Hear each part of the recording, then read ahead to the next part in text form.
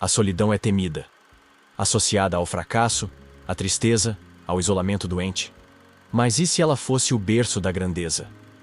E se a verdadeira maturidade, a liberdade interior e até mesmo o gênio nascessem apenas na solidão?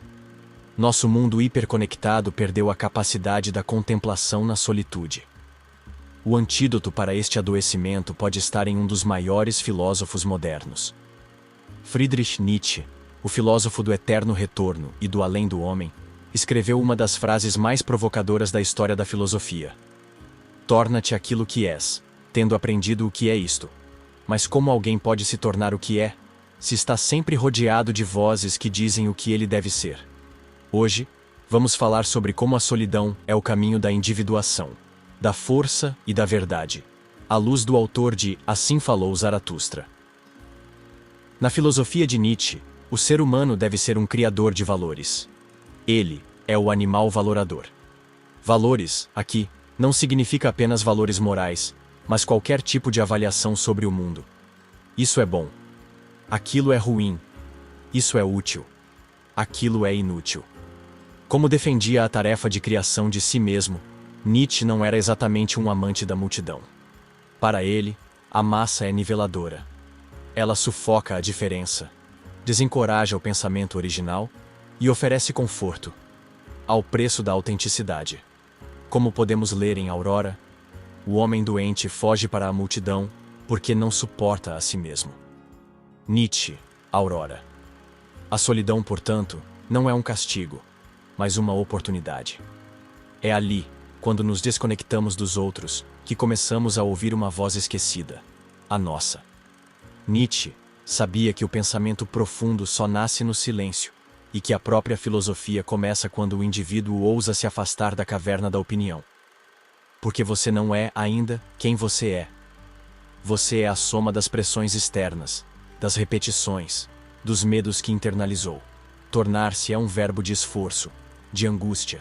É matar as versões falsas de si e permitir que o verdadeiro ser emerja, mesmo que isso signifique ficar sozinho por um tempo, ou por toda a vida.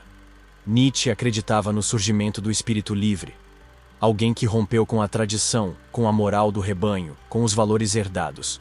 O si mesmo, em alemão Selbst, é, para Nietzsche, a meta da autocriação constante. Você não é um todo ordenado e livre, mas um campo de batalha de vontades de potência, vetores que querem diferentes coisas.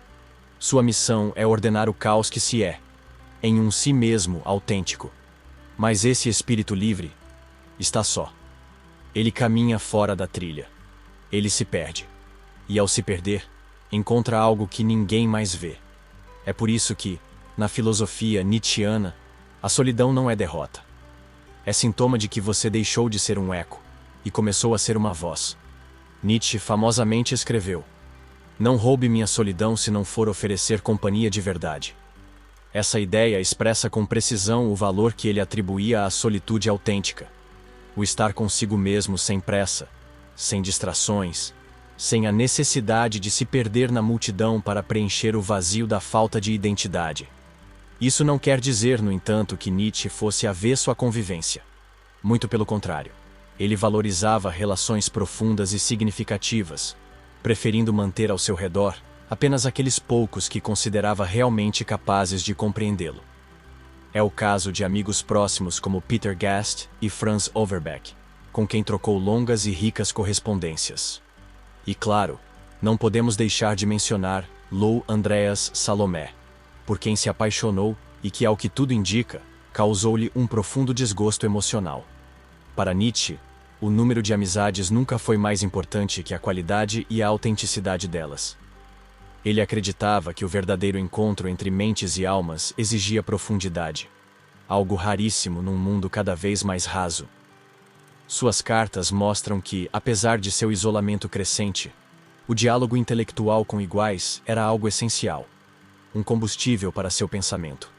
Nietzsche tinha uma consciência bastante aguda de sua singularidade, tanto em sensibilidade quanto em visão filosófica, num tempo em que seu modo de pensar era considerado no mínimo excêntrico. Ele via a si mesmo como alguém fora de época, e chegou a declarar que seria compreendido apenas no século seguinte. Apenas depois de amanhã me pertence, escreveu. Alguns homens nascem póstumos. A solidão, para Nietzsche, não era um mero fardo, mas uma condição fértil, um solo onde ele podia cultivar sua obra, seu pensamento e sua própria superação. Em vez de fugir do isolamento, ele o transformou em espaço criativo, fazendo da própria vida uma obra filosófica, regada por viagens, reflexões e o raro encontro com espíritos afins. Nietzsche sofreu muito. Doença, isolamento, incompreensão. E mesmo assim, ou talvez por isso, escreveu obras que marcaram a história do pensamento. Por quê? Porque ele entendeu que a solidão o colocava diante de si mesmo. E diante de si mesmo, ele teve que criar sentido, criar valores, criar-se. O homem é algo que deve ser superado. Nietzsche nos convida a uma missão. Não aceitar a forma que nos deram, mas esculpir nossa própria estátua interior, como um artista que trabalha sozinho, por anos, até que algo belo e verdadeiro surja. A solidão é positiva. A solidão é ferramenta. Se você aprendeu com este vídeo, deixe seu like e se inscreva no canal Vida Reflexiva para mais vídeos como esse. Agora, assista a este outro que nossa equipe separou para você e aprofunde seu mergulho na filosofia existencial. Até lá!